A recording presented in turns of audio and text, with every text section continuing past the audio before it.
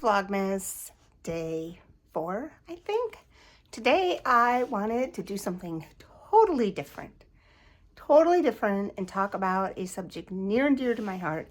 If you have watched any of my videos, especially my vlogs, you know that cats play an important part of my life.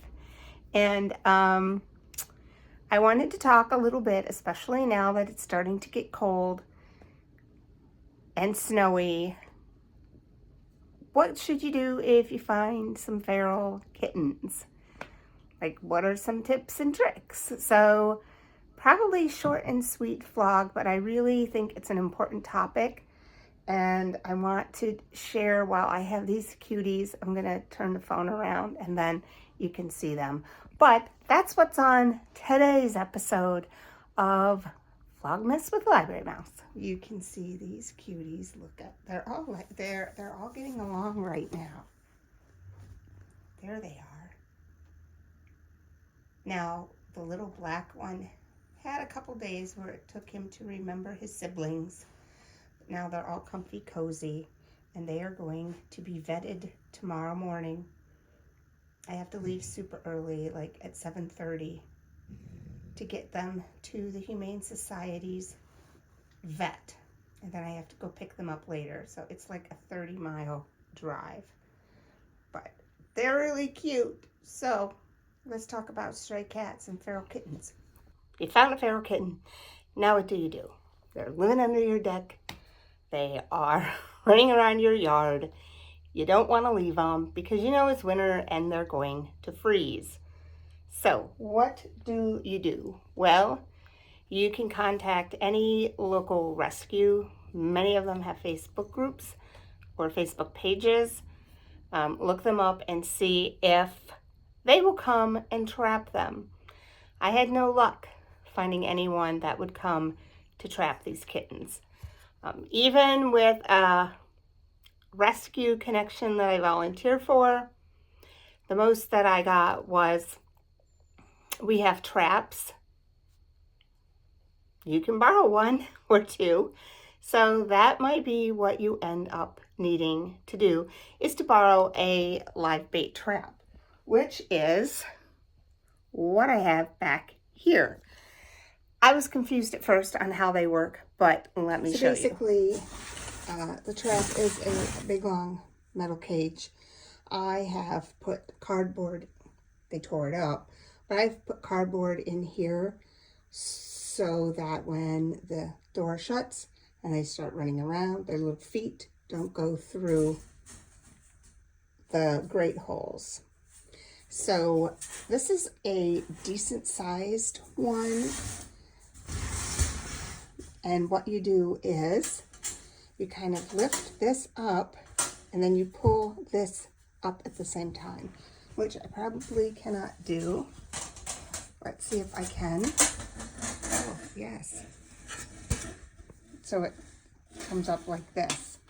And then what you do is over here, there is an opening and a hook.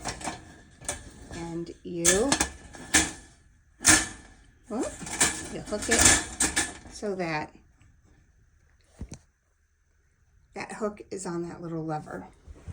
And basically you have a nice opening. So you really need to make sure that you put the food all the way to the back.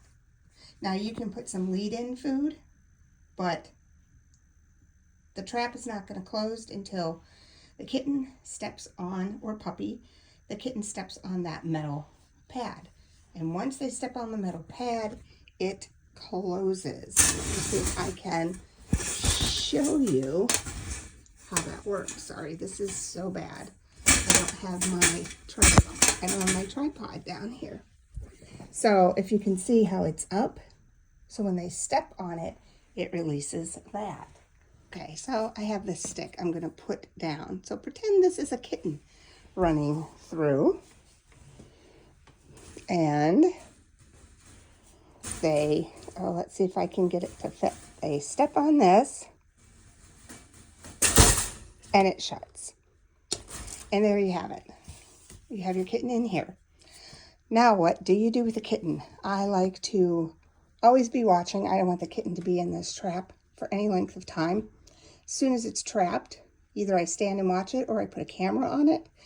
I put a towel over it and I bring it inside and I put it in something like this, a kitty puppy playpen. I like these better than dog crates because we have found that dog crates have the bars at just the right width for a kitten head to get stuck. Don't ask me how we know that. So this mesh container works really well.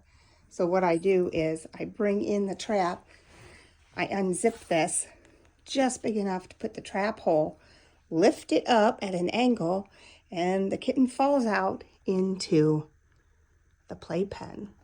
And then I always put a blanket over it because when they come out, of course, they are very, very afraid. So if you put a blanket over this whole thing and make it nice and dark, give them a day to decompress. I always start with water and a tiny bit of food. They will inevitably spill their water and step in it. Like this, they've overturned their food bowls. I like to give them a nice tall litter box. They're like, what are you doing? A box or something to hide in, and then some kind of blankie to cuddle in. Now you can see this one is a purr. They've turned out super sweet. These kittens were very sweet, but just afraid. And I think they'll make somebody really, really good pets. But they're very, very, very cute kittens. Hello, little baby. What do you see? So one of the first things, look, I have to clean this out. I like to have some toys to play with them because that makes them less afraid. I give them kitten pate and I try to get them to eat it out of my hand so they're not so afraid. I pick them up and I hold them wrapped up in a blanket with just their little noses sticking out so that they calm down. And that's usually after a day. I don't try to pick them up the first day, unless they're super friendly, but I'm talking, these are like feral kittens. Let me shut this really quick. So I like to have toys in there and food in there. I'm not playing with their food. But it's important to have their water in a litter box. And if you have a group that's going to take them, like right now, I have the Humane Society that's working with me, and I'm going to take them to the vet tomorrow. The Humane Society is paying for their vetting. Sunday, I'm taking them to an open house at the Humane Society. And from there, if they are not adopted, which if it was me, I would not adopt them out yet. I would send them to a foster home, which is where they're going to go if they're not adopted. And yeah, I feel guilty about not keeping them, but I have a lot of cats and we've already adopted 4 from this mother and we have 8 cats. So someone else can share the wealth, but they're super, super sweet. So after a couple of days, you know, I start playing with them, pet them as much as possible, hold them as much as possible, give them yummy treats. It's important to get some, if you don't have a group working with you and you're just gonna tame them up and find homes for them, it is important for you to get some wormer and some flea and tick meds on them. And I asked my local vet, I reached out to her and she gave me, well, she didn't give me, she told me what to buy. I went down to the vet and picked it up. And this video is horrible. I really should have got my tripod, but this is spur of the moment. The vet gave us selamectin, so it is for worms, ear mites, and fleas. And it's 1 application to the back of their neck. It lasts a month. It's nice because it covers all 3 things. So that is what I would suggest that you do as soon as you can. And you know, they asked how much each kitten weighed before I took them to the vet before, and I just stood on a scale with and without a kitten, and then came to like an estimate, and they were able to give me enough medicine for it to work. So, and then you just need to, if you're not going to keep them, find them a home. And I would suggest, after years of finding foster home or being a foster parent and finding homes for kittens, you need to vet them. You need to vet the people. Like this black kitten, I would definitely be very, very, very cautious when adopting them out. We had 2 black kittens that we were trying to find homes for right around Halloween, like 10 years ago. And we had numerous inquiries. And I said to the people who inquired, if you want them before Halloween, I need a vet reference. And otherwise, you have to wait until after Halloween to get the kitten. And nobody contacted me again. So you have to watch with black cats. A lot of people take these kittens and use them for bait. They use them to feed to snakes. So it's sad. And some people hoard them. We have one person who answers every single free kitten post on Facebook.